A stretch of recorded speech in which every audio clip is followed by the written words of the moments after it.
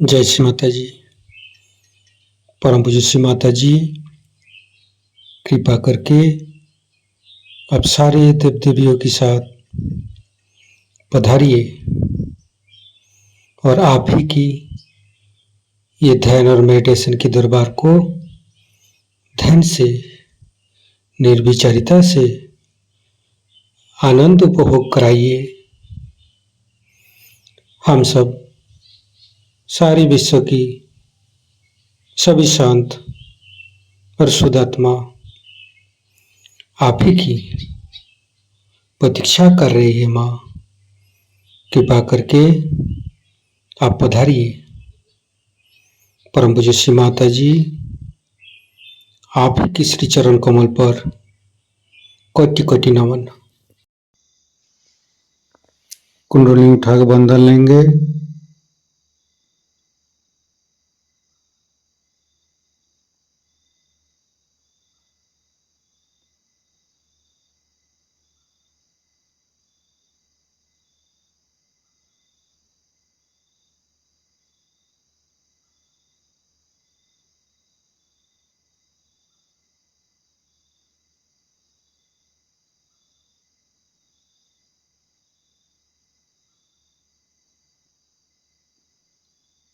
तीनों महामंत्र।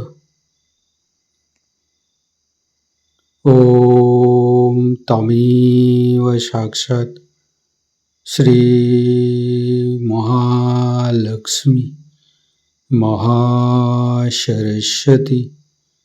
महाकाली त्रिगुणात्मिका कुंडली साक्षात् श्री आदिशक्ति माता जी श्री निर्मला देवी नमो नमः। ओम तमेव साक्षात् श्री कल्की साक्षात् श्री आदिशक्ति माता जी श्री निर्मला देवी नमो नमः। ओम तमेव साक्षात् श्री कल्की साक्षात् श्री सहस्रार स्वामिनी मोक्ष प्रदायिनी माता जी श्री निर्मला देवी नमो नमः। गणेश मंत्र। ओम तमेव साक्षात् श्री गणेश साक्षात् श्री आदिशक्ति माता जी श्री निर्मला देवी नमो नमः। दोनों हाथ खोल के श्री माता जी के सामने बैठेंगे। माँ के बिंदी को देखते रहेंगे। मन में ध्यान का स्थिति लेके आएंगे। मन में अच्छे अच्छे भाव, अच्छे अच्छे चिंता लेके आएंगे।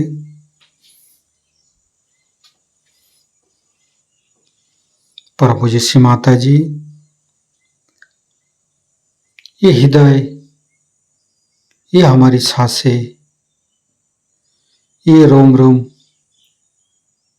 आप ही का तो दिया हुआ। माँ, कृपा करके आप हमारे हृदय पर आइए और हमारे हृदय में माँ जगदम्बे के रूप में समस्त बाधाएं को, समस्त रोगों को दूर कीजिए। माँ, हे आदिशक्ति माँ, कृपा करके हमारे हृदय को सच कीजिए। सच हृदय कमलासन पर श्री चरण को स्थापित कीजिए। माँ, संपूर्ण चित्त अपना हृदय पर परम पूज्य श्री माता जी को देखते रहेंगे। हृदय के अंदर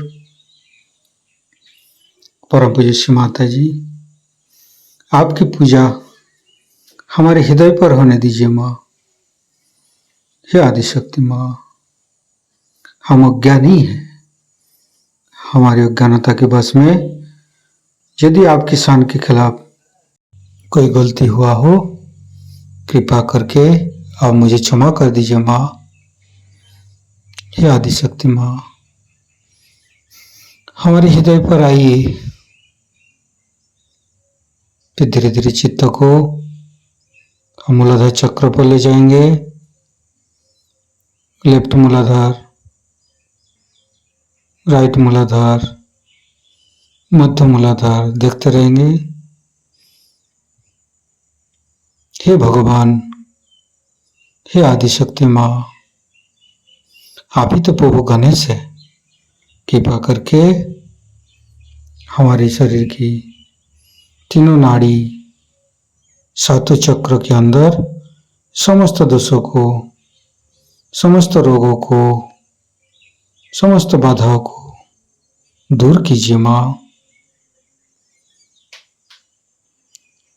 हे परमपिता परमेश्वर, हम कभी अतीत में चला जाते, कभी भविष्य में चला जाते, हमें मध्य में स्थापित कीजिए, हमें वर्तमान में स्थापित कीजिए माँ। संपूर्ण चित्त शरीर के मध्य भाग पर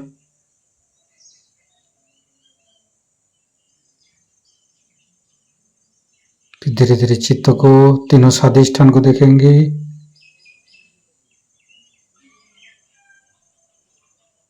तीनों नाभि, लेफ्ट, राइट, मध्य। श्री माता जी, आप ही तो संतोष प्रदान करते हैं। कृपा करके हमें संतोष प्रदान कीजिए, हमें उदार बनाइए।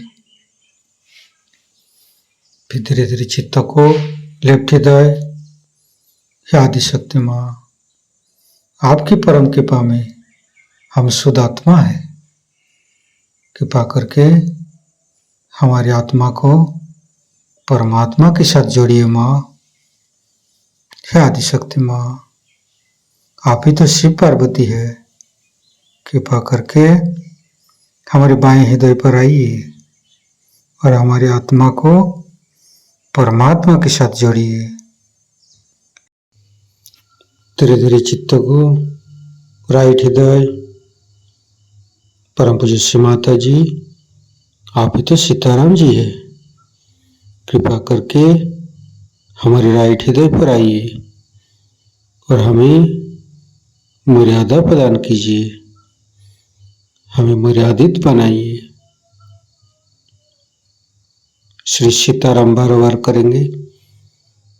श्री सीताराम, श्री सीताराम, श्री सीताराम, श्री सीताराम, श्री सीताराम, श्री सीताराम, श्री सीताराम, श्री सीताराम, श्री सीताराम, श्री सीताराम, श्री सीताराम, श्री सीताराम। साक्षात श्री आदिशक्ति माता जी, श्री निर्मला देवी नमो नमः। धीरे धीरे चित्त को मध्य हृदय, परम पूज्य श्री माता जी, कृपा करके हमारे मध्य हृदय पर आइए और हमें साहसी बनाइए। फिर संपूर्ण चित्त, तीनों विशुद्धि, लेफ्ट विशुद्धि, राइट विशुद्धि, मध्य, परम पूज्य श्री माता जी, कृपा करके हमारी गला में माधुर्य प्रदान कीजिए माँ। श्री माता जी, आप ही तो राधा कृष्ण है। कृपा करके हमारे गला पर आइए। फिर धीरे धीरे चित्त को फ्रंट आज्ञा, परम पूज्य श्री माता जी, हमें क्षमाशील प्रदान कीजिए। जीसस मेरी माता मंत्र लेंगे। ओम तमेव साक्षात श्री जीसस मेरी माता, साक्षात श्री आदिशक्ति माता जी, श्री निर्मला देवी नमो नमः। फिर वैकग्य शास्त्रार्थ। परम पूज्य श्री माता जी, हमारे अंदर अहंकार पति अहंकार को दूर करके हमारे ब्रह्मरंध्र को खोल दीजिए। हमारे शास्त्रार्थ पर आइए। संपूर्ण चित्त शास्त्रार्थ पर रखेंगे। शास्त्रार्थ के साथ लेफ्ट हृदय को जोड़ेंगे, राइट हृदय के साथ शास्त्रार्थ को जोड़ेंगे, फिर मध्य हृदय के साथ जोड़ेंगे, फिर संपूर्ण चित्त शास्त्रार्थ पर रखेंगे। परम पूज्य श्री माता जी, हमारे ऊपर ऐसी कृपा कीजिए ताकि आपकी अमृत वाणी को हम शास्त्रार्थ से ग्रहण कर सकें। संपूर्ण चित्त शास्त्रार्थ पर परम पूज्य श्री माता जी को अमृत वाणी हम शास्त्रार्थ से ग्रहण करेंगे।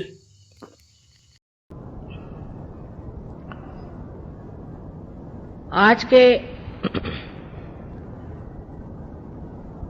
जो प्रश्न मेरे सामने आए,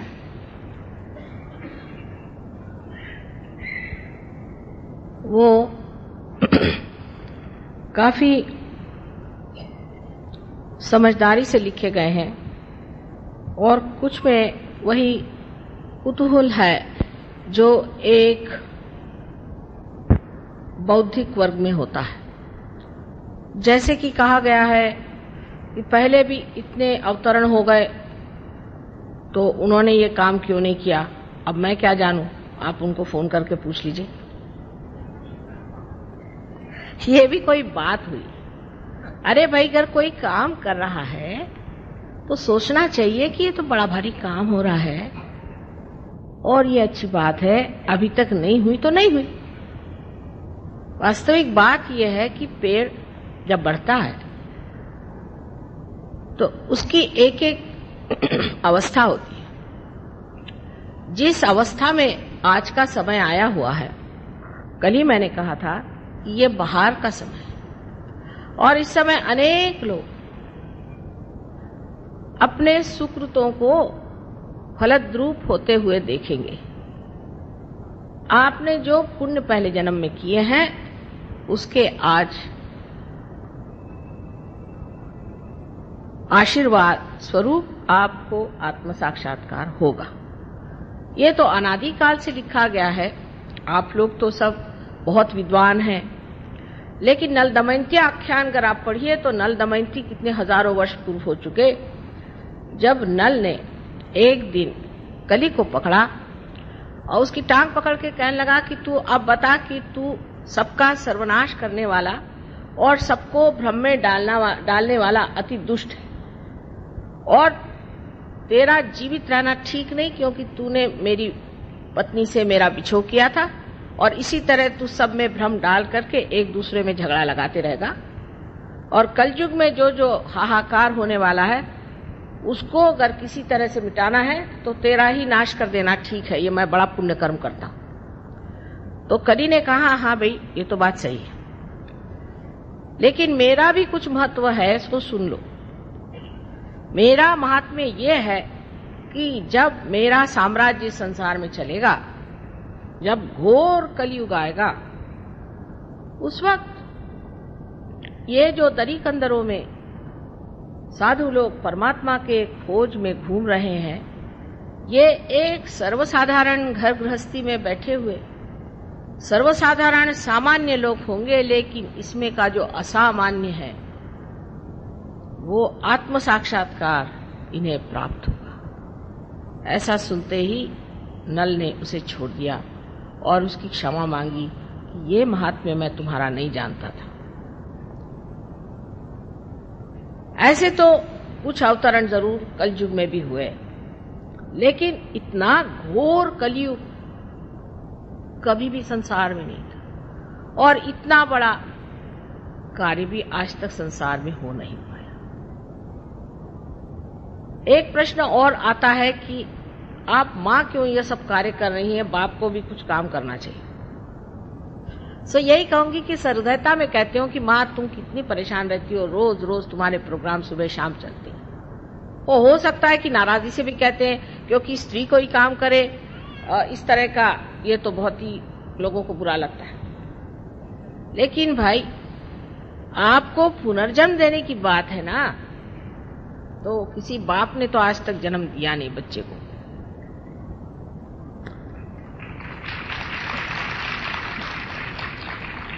और ऐसी मेहनत करनी पड़ती है इस बार, बड़ी सबूरी चाहिए, बड़ा प्यार चाहिए, बड़ी समझ चाहिए, बड़ा दुलार चाहिए, सूझबूझ चाहिए, और आखिर तक पार करने की इच्छा बनी ही रहना चाहिए। ऐसे अगर श्री कृष्ण होते तो वो आधे लोगों को तो दिल्ली में सुदर्शन से ही उड़ा देते। ऐसे अगर राम होते तो वो घबरा के वनवास चले जाते, और अगर जीसस क्राइस्ट आते तो अपने को सूली पर चढ़ा लेते, और बुद्ध आते, महावीर आते तो बैराग लेकर के वो अपने कार्य में निकल जाते। ये कार्य एक मां ही कर सकती। मैं मानती हूं अपने देश में नारी का इतना मान नहीं जितना होना चाहिए, विशेषतः उत्तर हिंदुस्तान में मान नहीं है। यत्र नार्या पूज्यन्ते तत्र रमन्ते देवता। जहां स्त्री पूजनीय होती और पूजी जाती है, वहां देवता का रमण होता है। लेकिन हम लोगों के यहां जब औरतें मर्दाना बना करती हैं, तो जितने मर्दों के गलत गुण हैं वो लेकर के इस कदर उनके तौर तरीके खराब हो जाते हैं कि मनुष्य सोच ही नहीं सकता कि कोई स्त्री मां स्वरूप होकर के भी शुभ कार्य कर सकती। मैं इसका दोष सिर्फ अज्ञान को दूं। ये काम बहुत कठिन है, पहाड़ जैसी कुंडलिनी उठानी पड़ती। बहुत से लोगों के अंदर जो कुंडलिनी आहत एक सांप की तरह छटपटाती कि मां मुझे किसी तरह से तो ये शुभ कार्य करने दो, क्योंकि आप सबकी जो एक व्यक्तिगत मां है, आपकी अपनी जो एक मां है वो है कुंडलिनी, और छटपटाती है कि देखो मेरे बेटे ने मेरी ये हालत कर दी, मैं इसको कैसे जन्म दूं। उसको संभाल के, पुचकार के, संवार के जागरूक करना है,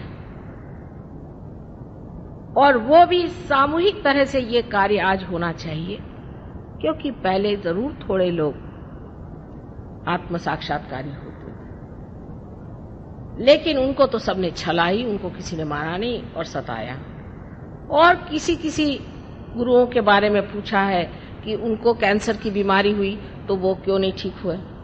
उनकी कोई मां उस वक्त नहीं थी, सारे दुश्मन ही उनके रहे, और हो सकता है उनमें से कोई आत्म साक्षात्कारी भी न रहा हो। इसलिए ये बेकार की बातें करने से क्या फायदा है। हमसे आपसे कोई झगड़ा तो नहीं है। मां की भाषा में ये कहना है कि खाना बना दिया है बेटा, भूख होगी तो खाना खा लो।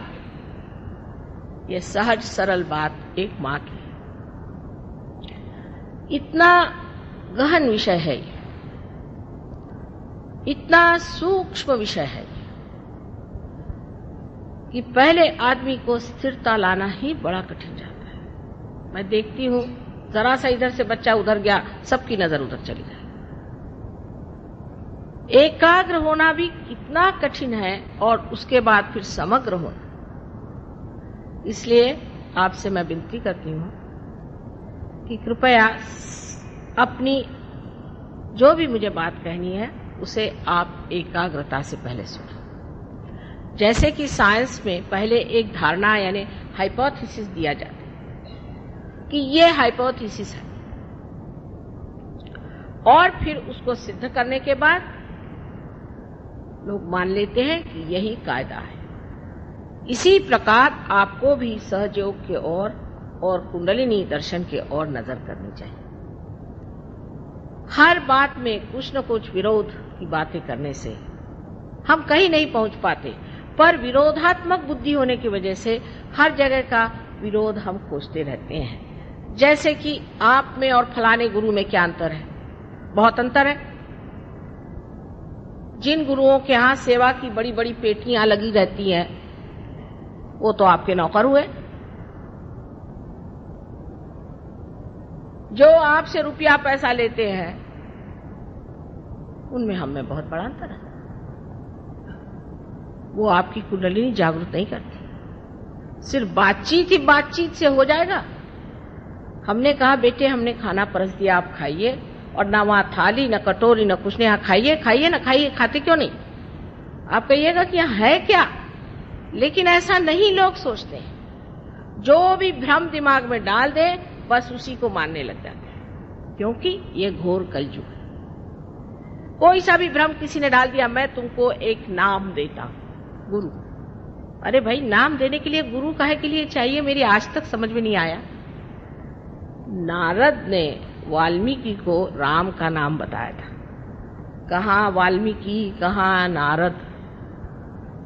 क्योंकि उनका राइट हार्ट, जिसे हम कहते हैं, चक्र पकड़ रहा था, इसलिए उनको उन्होंने राम का नाम बताया। सब डाकुओं का राइट हार्ट पकड़ता है, लेकिन आप कोई डाकू है, आप क्यों राम का नाम ले रहे हैं? आपका जो चक्र पकड़ा है वही ना आपको नाम दिया जाएगा, और जब चक्र छूट जाएगा तो भी आप उसको रटते जाइएगा। जिसको देखो वही कुछ ना कुछ नाम देता है। एक महाशय तो 600 पाउंड लेकर के ऐसा नाम देते हैं जैसे ठिंगा, इंगा, पिंगा, और उसको गुप्त रखने को कहते हैं। आप बेवकूफों की कमी नहीं गालिब, वही हालत कहनी चाहिए। नाम देने वाला गुरु कभी भी सही नहीं हो सकता। कौन से चक्र पकड़े? क्यों नहीं उनसे आप सवाल पूछते कि भाई तुमने मुझे ये नाम दिया, सो कौन से चक्र की वजह से दिया? कौन मुझ में दोष है? किस लिए मुझे ये नाम आपने दिया? सवाल होना चाहिए। सवाल तो मां से होते हैं, क्योंकि हमने पूरी स्वतंत्रता दे रखी है और दे रहनी चाहिए। सवाल होने चाहिए, जिससे मैं खुश होती हूँ कि बच्चों ने सवाल तो किया है। स्वतंत्रता से बैठे हुए बच्चे सवाल करते हैं, ये मां के लिए बड़ी शान की चीज है। लेकिन हमने औरों से कभी सवाल नहीं पूछा। जहां दान की पेटी लगी हुई है, 7 मंजिल में एक न बोलने वाला महाशय बैठा हुआ, गुरुजी, सब दान में वहां पे रुपया डालते हुए जा रहे हैं। गुरुजी कभी बोलते नहीं, एक नाम दे देते हैं। करोड़ों रुपया, लाखों रुपया उस दानों की पेटी में चला जा रहा है। भगवान जाने कौन से खो में छिपता है। वहां सवाल नहीं होता, क्योंकि वो मेस्मराइज कर देते हैं, मंत्रमुग्ध कर देते हैं। अपनी स्वतंत्रता में मनुष्य को यह भी सोचना चाहिए कि इसने मुझे नाम दिया तो उससे क्या मुझे फायदा होने वाला है। अरे डॉक्टर भी जब आपसे कहता है कि मैं आपको दवा देता हूं, तो पूछता है कि भाई मुझे क्या रोग है, ये बताइए, आप किस लिए दवा दे रहे हैं मुझे?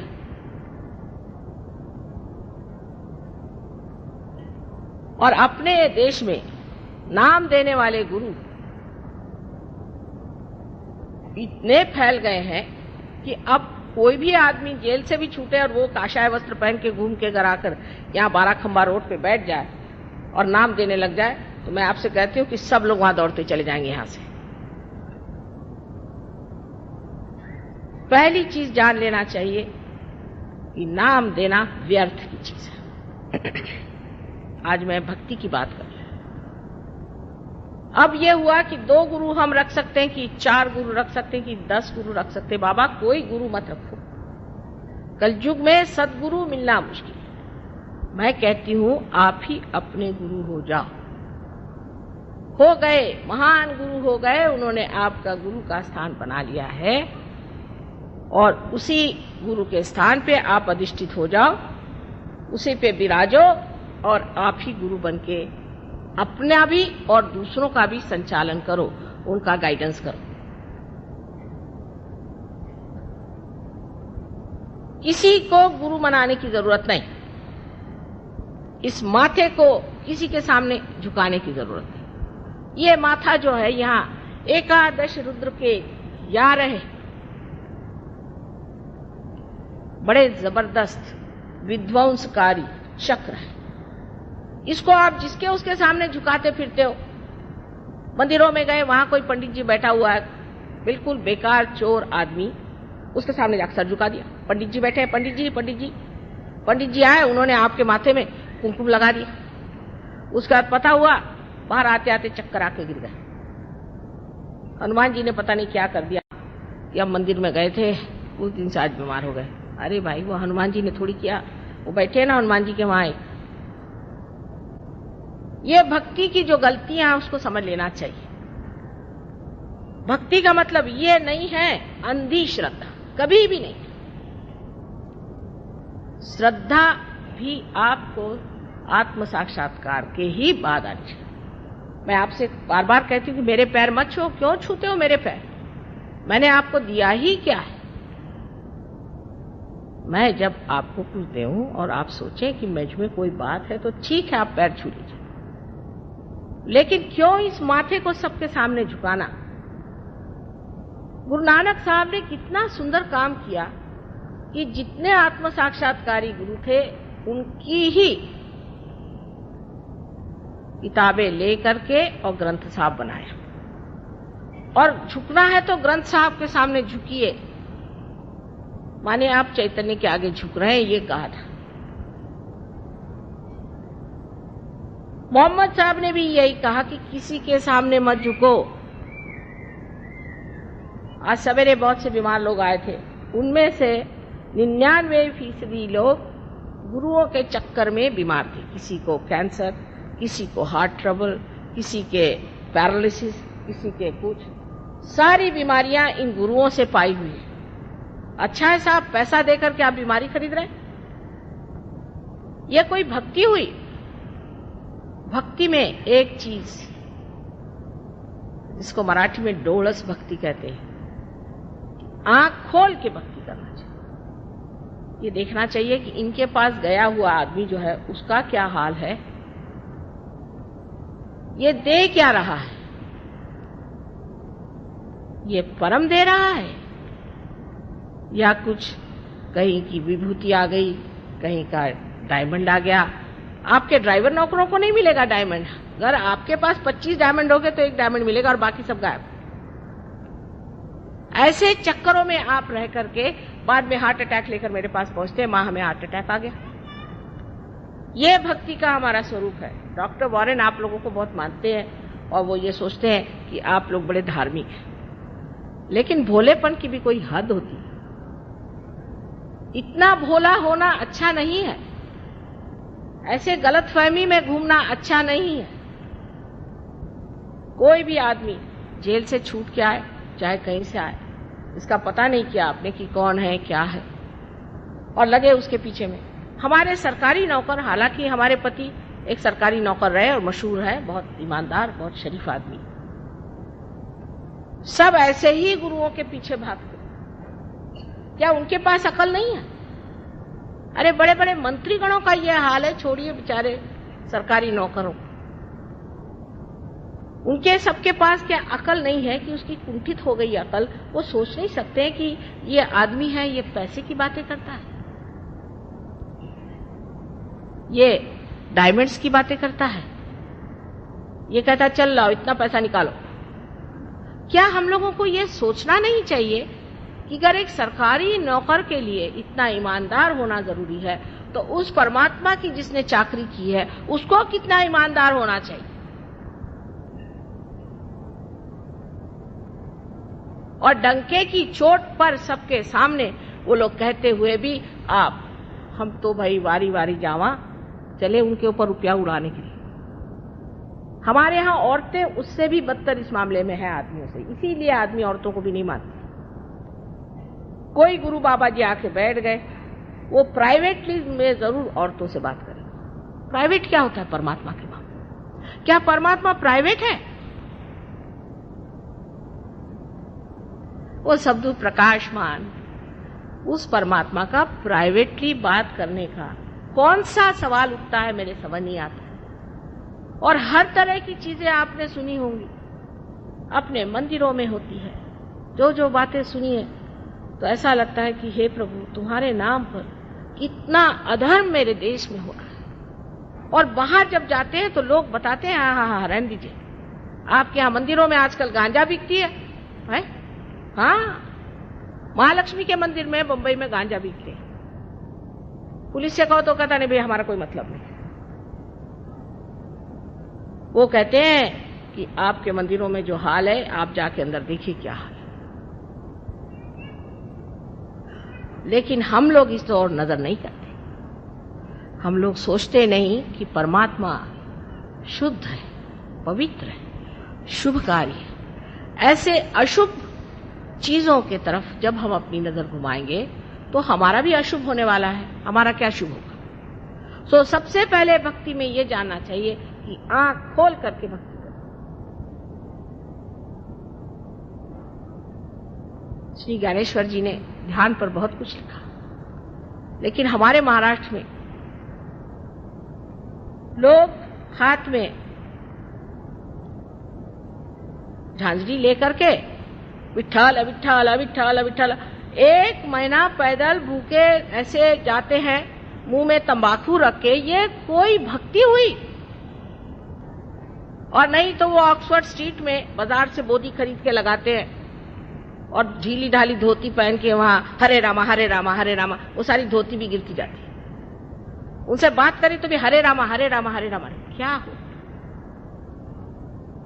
ये भक्ति नहीं है, ये विडंबना है, ये परमात्मा की विडंबना है। इस विडंबना से आप बच के रहिए। मैंने आपसे पहले ही कहा था कि भक्ति के लिए अनन्य होना चाहिए, अनन्यता आनी चाहिए, और ये अनन्यता आपको सिर्फ आत्म साक्षात्कार से प्राप्त होती है। किसी भी आदमी को आप जिस तरह से मान लेते हैं, ये बहुत बड़ी गलती हम लोग इस देश में करते हैं। जो डॉक्टर वॉरेन नहीं जानते कि हमारे यहाँ तो कोई भी बाबा जी ढाबा जी आ जाए और वो हाथी वाथी ले गया है तो और भी कह ले मैं यज्ञ करने जा रहा हूँ माता जी। मैंने कहा अच्छा फिर क्या, कम से कम 5 डब्बे का आप मुझे घी दे दीजिए। मैंने कहा जनाब मेरे यहाँ तो आधा डब्बा क्या पाउंड डब्बा भी नहीं घी रहता। तो अच्छा फिर कोई जेवरी दे दीजिए। मैंने कहा अच्छा मैं अपने पति से पूछ लूं। कल आपके पति क्या करते हैं? मैंने कहा वो प्राइम मिनिस्टर के सेक्रेटरी हैं। नहीं हमें कुछ नहीं चाहिए। उठाया अपना बिस्तरा चल दिया। से पूछने की कोई जरूरत नहीं। मैंने कहा बाबा रे बाबा, एक बार सीता जी ने अपने देवर की बात नहीं मानी और संकट आ गया। मैं उनसे पूछे बगैर कोई काम नहीं करता। ये चीज हमारी जो अंदर एक भोलापन, जिसको कि मैं बेवकूफी कहती हूं। जो आदमी भोला होता है वो अत्यंत कुशाग्र होता है। वो जितना जानता है उतना एक चालाक नहीं जान सकता। लेकिन ये बेवकूफियां जो हम लोग करते रहते हैं सुबह से शाम तक, ये भक्ति कभी भी नहीं हो सकती। दूसरा सवाल ये कि हमारे यहाँ सबने बताया है कि उपास करो। कुछ लोग तो ऐसे हैं कि उनसे पूछना पड़ता है कौन से दिन उपास नहीं कर रहे, उस दिन खाना खाने आइए।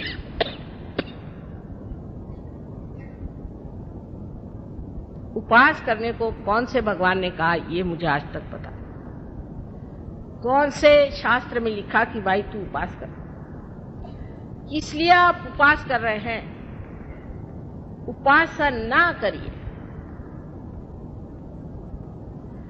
जिस दिन भगवान का जन्म हुआ उसी दिन उपास शुरू। जिस दिन श्री गणेश का जन्म हुआ उस दिन उपास करेंगे। श्री राम का जन्म हुआ उस दिन उपास करेंगे। श्री कृष्ण का जन्म हुआ उस दिन उपास करेंगे। अरे भाई उस दिन कोई मर गया है क्या? बुद्धिमान लोग भी औरतों के चक्कर में, स्त्री आचार में फंस के, हाँ भाई ठीक है आज हमारे घर में उपास है, चलो कहीं क्वालिटी में जाके खाए आए तो घर में उपास। इस तरह से अपने भक्ति के ओर जब हम बहुत ही जड़ता से देखते हैं और उसकी गहनता पे नहीं उतर पाते तो भक्ति भी रंग नहीं दे सकती।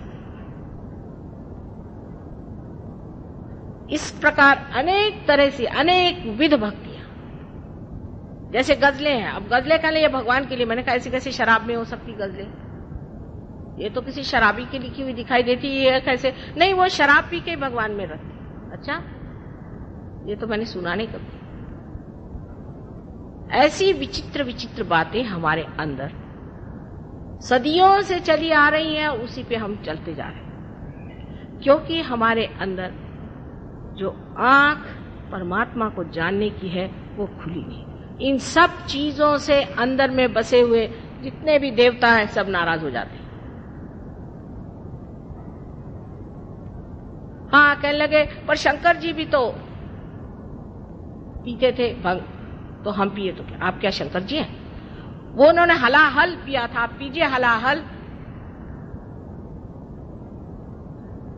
जिन्होंने हलाहल पिया था वो दुनिया भर का विष अपने अंदर समा सकते हैं, वो तो विष समझ के पी रहे हैं, और आप क्या समझ के पी रहे हैं?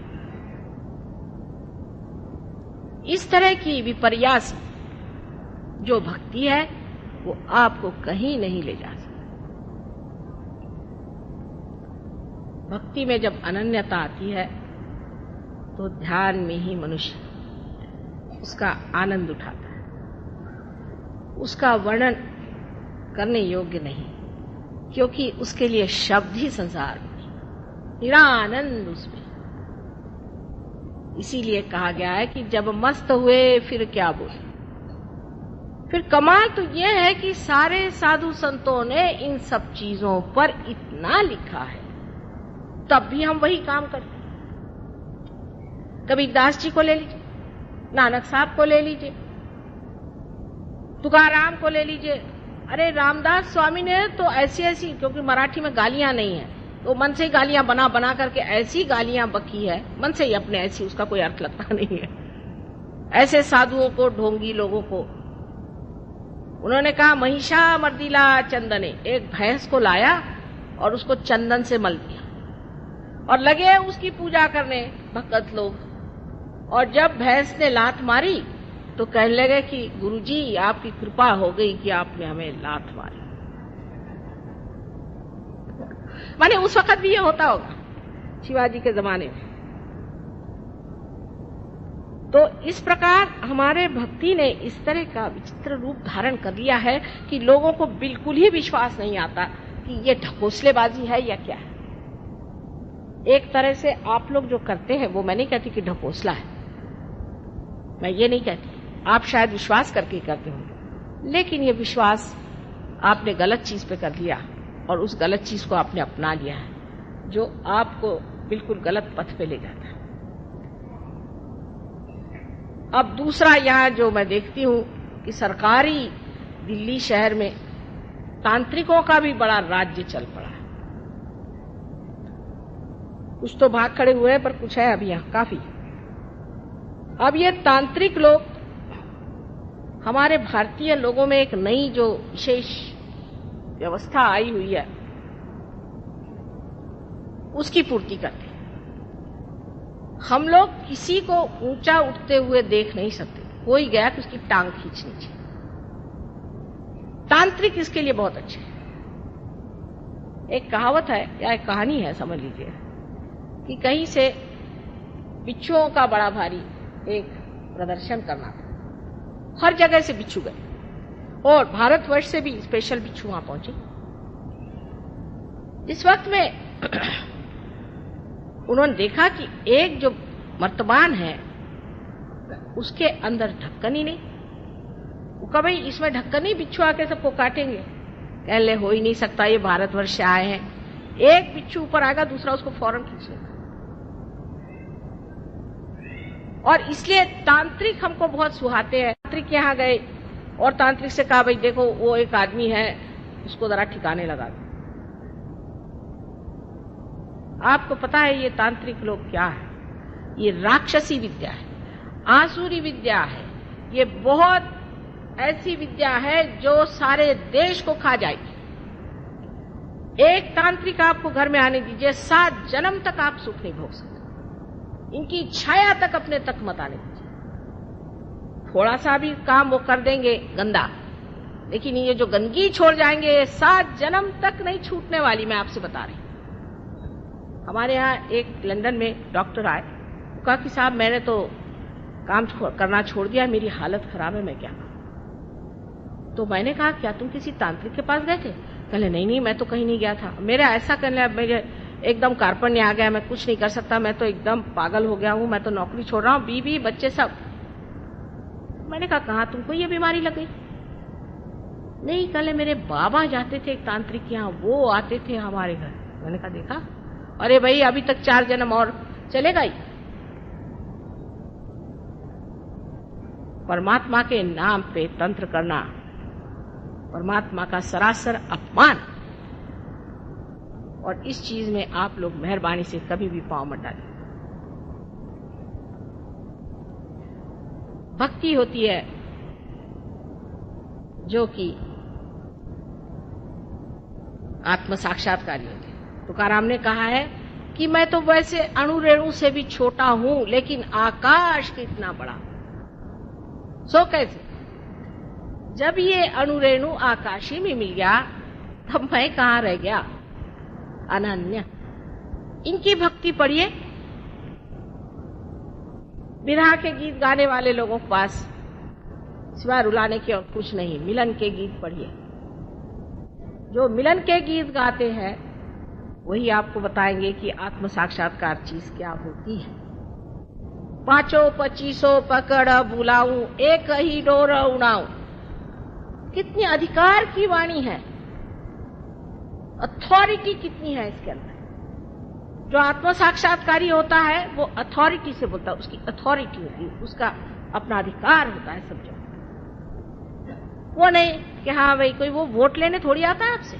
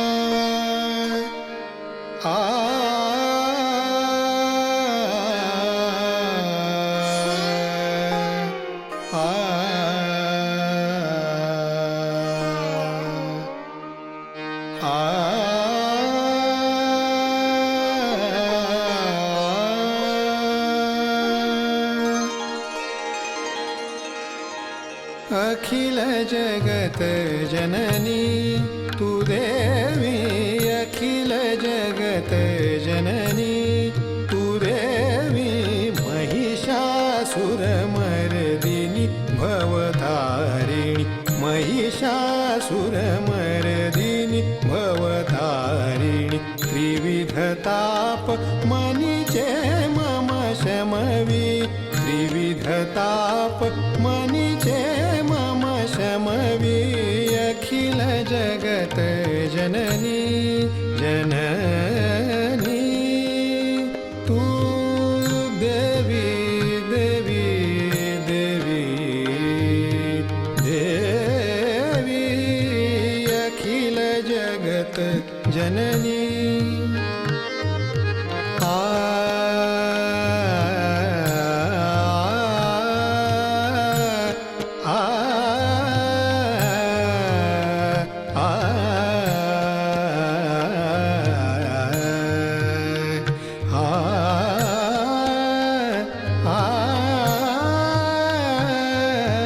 अखिल जगत जननी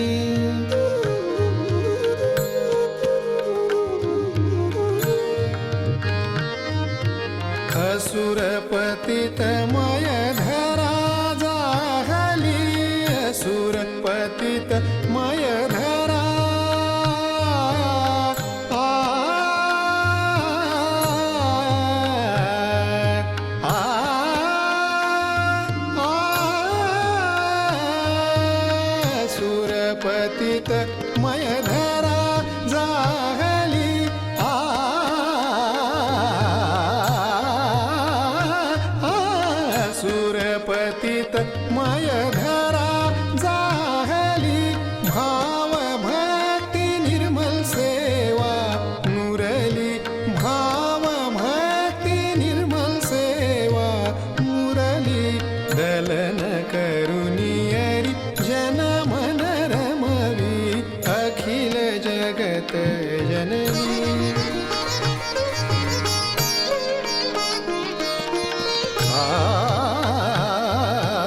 अखिल जगत अखिल जगत जननी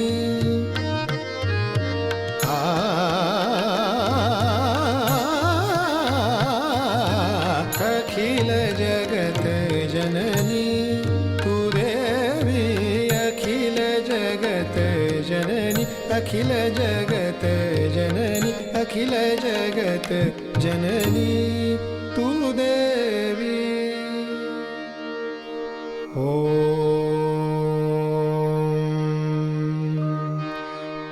त्वमेव साक्षात् श्रीजगदम्बा साक्षात् श्री आदिशक्ति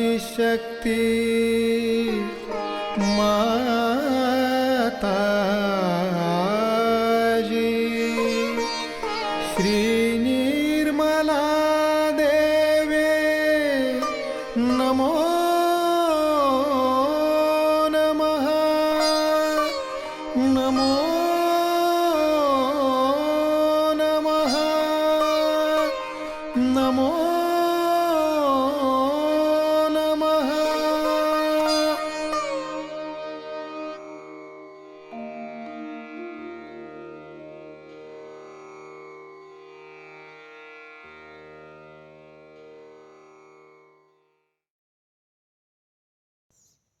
संपूर्ण ध्यान का स्थिति, निर्विचारिता का स्थिति। इस स्थिति पर परम पूज्य श्री माता जी को परम चैतन्य अनुभव करते हुए परम चैतन्य की वर्षा अनुभव करते हुए थोड़ी देर रहेंगे। प्रे करेंगे परम पूज्य श्री माता जी, आज का एवं अमृत ध्यान पर आपने जो हमको परम चैतन्य अनुभव कराया, इसके लिए मैं आपको कोटि कोटि नमन। कुंडली उठा के बंधन लेंगे।